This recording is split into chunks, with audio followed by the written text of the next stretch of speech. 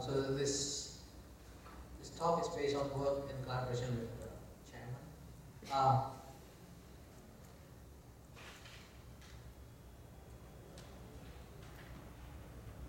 Okay, so this is the outline.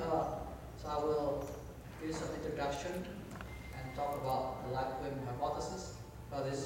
This part here is partly already covered by Professor Henry Wang earlier today, and so I'll focus mainly on how to kind of explain this new CDMS data if it's real in light wind dark matter.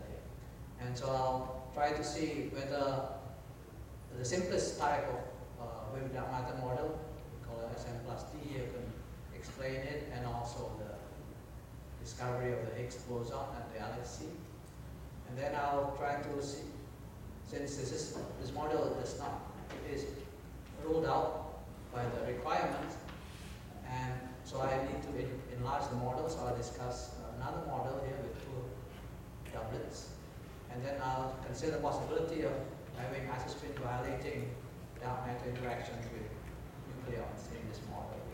And then I'll conclude. Okay, so as Professor Wang mentioned today, there are interesting data, but at the same time there are also controversies, conflicts among the data. So basically, especially I focused on relatively light wind mass regions here. There are basically two camps of experimental results. And one camp you have results that indicate possible wind interactions in their data, but at the same time those results also do not always overlap with each other. And then on the other camp are those who have not found any indications of WIMPs. Okay, and so we have these two different results, and also some inconsistencies among the results. Okay, so these are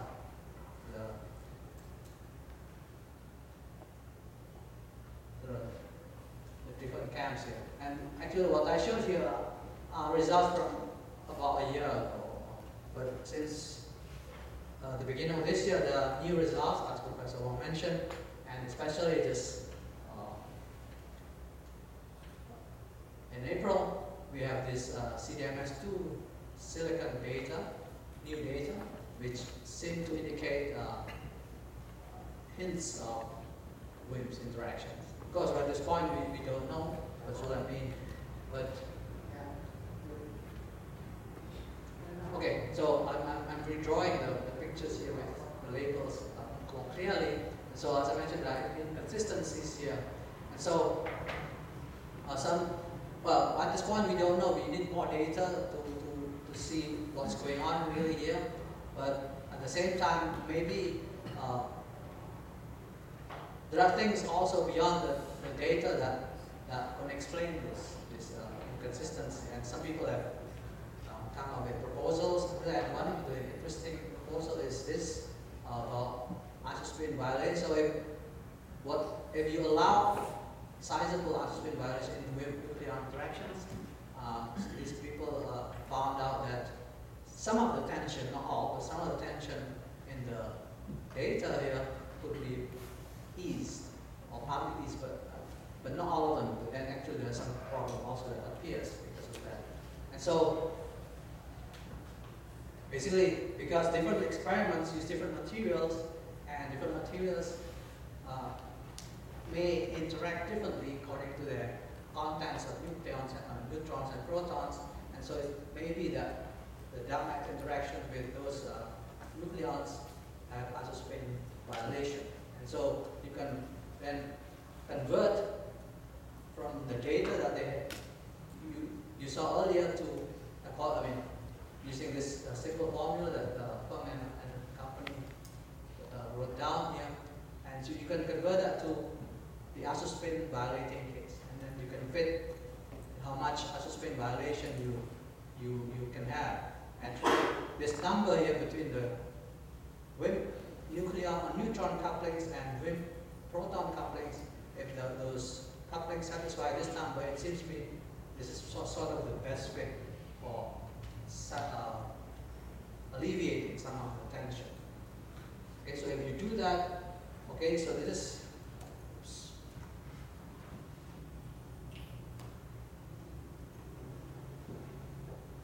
is the result here. So if you allow the spin violation according to this relation here, so this changed to this. Okay, and so as you can see now, there are some changes in the relative locations in this plot here of the different results here. Okay, but at this, from here you can see that the current limits from xenon 100, xenon 10, and earlier CDMS, the germanium, and others, those still exclude gamma, cogen, and most of the rest. Okay, but what's interesting here is that if you look at the blue curves here are CDMS, the new CDMS to with possible with SIG region.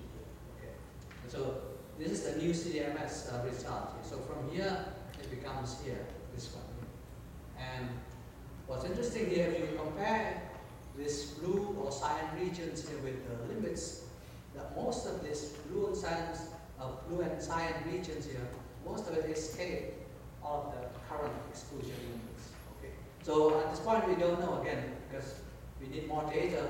Maybe there's an indication of something that is real, or maybe just because we don't have any more data. Okay, but maybe it is something real. But if it is something real, then can be sort of explained using some rather simple models. Okay? So that's what we try to do basically here, and see some models that can explain this, and also in here. Okay, so we try to look at very simple models. What's interesting is now we have the Higgs discovered, which looks like a standard model Higgs, and also some hints of light dark matter, possible hints of light dark matter. And so these two sectors connected. Okay, and so it may be that they are connected. And so if you have some simple models that have connections between those two, then it might be interesting to explore those models. And so that's what we try to do here. Okay, so the simplest model is basically a standard model plus a very real gauge, a singlet particle, a scalar, which we call, some people call dark, according to Tony's just in Darkon here. And so it's just a very simple model, this standard model plus this Darkon scalar particle here. Okay, and so because of the simplicity of the model, it has a high degree of predictiveness. Okay, and so it has very few parameters that you can use. And so it is, especially if you assume normalizable Lagrangian of the particle. Okay, and so there's very few parameters, and so you can easily allow to roll it out in some ranges. Okay, so that's what happens. And so once we have the parameters and the coupling between the Higgs and the dark matter, Darkon here, and then you can apply the relic density data to extract the allowed values of the couplings. And then you can make predictions, for example, for the Higgs decay or for the direct detection cross-section. Okay, and so that's just. And so this is the result of Sn plus D here, assuming 125 GeV Higgs. Okay, so you get some allowed regions of the couplings of Higgs to Darkon couplings here, and so this is allowed by the relic density, and then you can use this range to make predictions. Okay, it's for the Darkon nucleon cross section, and then you can compare with the data I showed earlier. It turns out that for this model you can explain the light dark matter areas here. Okay, but at the same time, this model predicts that if you have light Darkons, especially below maybe 50 voltage GeV, then the Higgs in this model would decay mostly to the dark matter. In other words, decay invisibly. Okay, so that means if you have this model, your Higgs will be mostly invisible. So since now we have found that there is a Higgs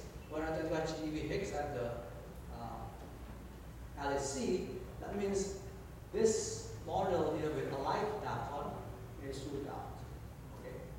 So that means if you want to keep a Higgs that is standard model light and also a light Darkon, then you need to modify this model, you need to expand it. Okay? So that's what we try to do, and so we just add another Higgs tablet to the model. Okay, so basically now we have two Higgs tablet model. Okay. Actually, in this case, we pick a type 3 two Higgs tablet model plus the Darkon. Okay. And the reason is that this model has enough parameters to satisfy some of the requirements. Okay, so you just expand the right hand Lagrangian and so on, and you have more parameters as I mentioned. So now you have two different Higgses, especially the CP even Higgses that are relevant in this case. So earlier I have only one Higgs in the simplest model, but now we have two Higgses, CP even Higgses that can play in the discussion. Okay, so these two in general couples to the Darkon. Okay, and so because of the parameters here that are free, you can play around to choose so that one of the lighter one is standard model light, and the other one plays the role that is involved in the dark matter knowledge. Okay, and so you have two different Higgses with two different roles. The CP even Higgs with two different roles. Okay. Okay, and so you can, I just showed the Yukawa couplings here. You have again free parameters, and the more free parameters the Yukawa couplings that you can play with, and so you can make some choices. As I mentioned, especially in this case, we choose the simplest case, that is, we make the fermionic coupling of the lighter Higgs and also the gauge coupling of the lighter Higgs to be standard model light. Okay, so that's how we choose the parameters, and so as a result, you have also the heavier Higgs couplings here. But the heavier Higgs couplings here have three parameters that you can play with. Okay. And so in this case, then, so the lighter Higgs is very much standard model light in its fermionic and gauge couplings, and then for the heavy Higgs, that plays the role for the radic, satisfying the radic density constraint. Okay, and so you can extract the couplings of the heavier Higgs to the Darkon from the radic density data, and then you can make prediction. Now it turns out in this case, when you compare all of the data with the prediction, so these bands here are the predictions, and it's at the areas, the contours here are the data or the signal hints, and we also have the limits. As you can see, the CDMS2 possible WIM hint areas here overlap mostly with the prediction here. Similarly, the other cogent here, the crest, also overlap with the prediction, except for gamma. But at the same time, of course, the xenon 100 and xenon 10 and some of the other limits here, they rule out this region here. Okay. But again, we can go now to the isospin violating dark matter case and see what happens. It turns out in that case, we can also satisfy we can explain the data pretty well, explain better than in this case. Now I just want to mention that this heavy Higgs is mostly invisible. Okay, and so you can find the parameter space, actually you can find it, and so this is a result now if you assume isospin violating dark matter nucleon interactions. Okay, so this orange curve here is the maximum value of the prediction. So anything below that is also the prediction, so it's a range of prediction.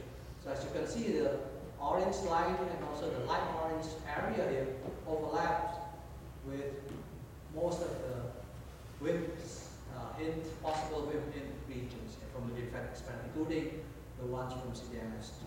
Okay, and so this model here can explain basically. So this is my start. The new.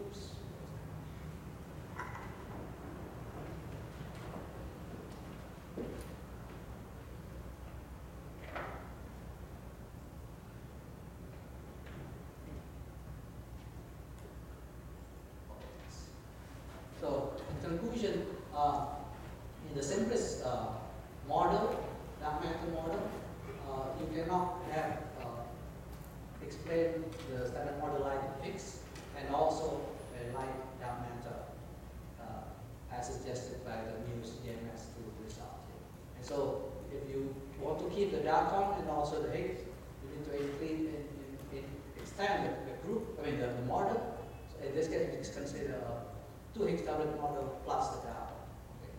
And so this model, as I discussed, can explain the new data for the CDMS new data, whether you have isospin variation with nuclear interactions or not. Okay, so that's the end. Thank you. Questions? When you discuss this 2 Higgs doublet model plus the Darkon, what were the bounds to the invisible Higgs theory? If you go this way, are there any bounds? From Alice. Oh, that's right. Oh, for this Higgs? Yeah. Invisible? No. We don't know. So this is not the standard model like it. No, so there is this lighter Higgs and the heavier Higgs. This heavier Higgs. The lighter guy gives the most to, you say it's mostly standard model. This is the heavier guy is not standard model. The lighter guy is the standard model. Don't care about the left part. Oh, okay. What I care about is the light Higgs. Yes. Is there an invisible decay of the light Higgs? In the example I discussed here, no. But you can modify the couplings a little bit and you can allow some. But I mean, this, I can see, but this lambda H, that's not the coupling of the light Higgs. This coupling of the heavier Higgs. Other question? So, Xenon 10 here, I think it looks just on this plot.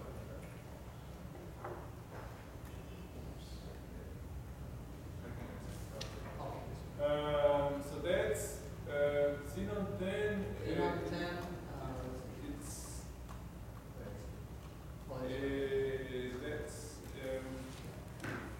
that agrees with the Oxford group. I mean, there's. Well, I think they weaken it, so it's stronger. I used what the Xenon 10 paper. So that is including the error in the code. There's an error in the. And therefore. Oh, that I don't know. This is what the Xenon 10 experiment. So if you know the theory paper has something. No, Sorensen has a bug in his code. If you